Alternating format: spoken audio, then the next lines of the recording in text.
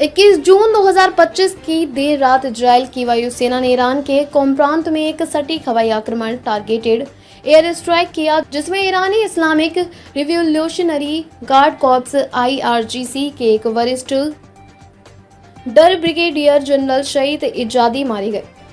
इजादी कुदस force की Palestine branch के प्रमुख थे और उन पर हमास समेत कई आतंकवादी संगठनों को वित्तीय एवं सैन्य सहायता देने का आरोप है।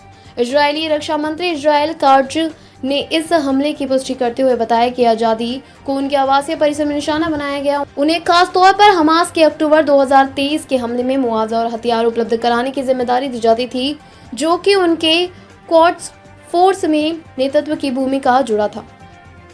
इजराइल ने इसे खुफिया एवं वायुसेना की बड़ी उपलब्धि बताया। साथ ही इजराइल ने बेनहम शरियारी नाम के दूसरे उच्च पदस्थ संचार संबंध अधिकारी को भी एक अलग वार प्लेन स्ट्राइक में मार गिराया। शरियारी पर हमास, हिजबुल्लाह और होती जैसे समूहों को मिसाइल और रॉकेट भेजने का आरोप। इन हवाई हमलों के दौरान इजराइल ने स्पष्ट कहा कि इनकी मंशा ईरान के परमाणु कार्यक्रम को या नागरिक ढांचे को निशाना बनाना नहीं है, बल्कि ये हमले विशेष रूप से सैन्य नेतृत्व पर केंद्रित थे। ईरान ने इन हमलों का प्रतिरोध शोध लेने का वादा किया। ईरान ने आरोप लगाया कि इजराइल की कार्यवाही अंतर्राष्ट्रीय कानून का उल्लंघन है। UN सहित वैश्विक समुदाय इस घटना को लेकर चिंतित है, क्योंकि यह मध्य पूर्व में तनाव बढ़ाता प्रतीत हो रहा है। विश्लेषकों का कहना है कि इजराइल क्वाड्स फोर्स के इस जटिल नेटवर्क को तोड़ना चाहता है, जो हमास और हिजबुल्लाह जैसे गठबंधनों को वित्तीय, तामीर और ऑपरेशनल समर्थन देती है। आजादी की भूमिका इस प्रतिरोध अक्ष एक्सिस ऑफ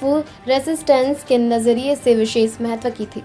इस घटना के बाद इजराइल संघर्ष में फिर से तीव्र विस्फोट की आशंका जता रहा है। ईरान ने अभी तक बड़ी सैन्य कार्रवाई नहीं की है, लेकिन उसने संकेत दिए हैं कि वे हमले का जवाब देंगे। क्षेत्रीय और वैश्विक स्तर पर तनाव चरम पर है और भविष्य की रणनीति को ध्यान में रखते हुए राजनयिक प्रयासों की भी तीव्रता दिखाई दे रही है। इस वायु हमले से यह स्पष्ट हुआ है कि आधुनिक सैन्य संघर्षों में सटीक खुफिया जानकारी और तेज आक्रमण क्षमता किसी भी राष्ट्र की रणनीति श्रेष्ठता को स्थापित कर सकती है। वहीं इस वॉर प्लान की प्रतिक्रिया में कितना नुकसान और प्रतिक्रिया प्रणाली आक्रामक होगी, यह भविष्य ही बताएगा।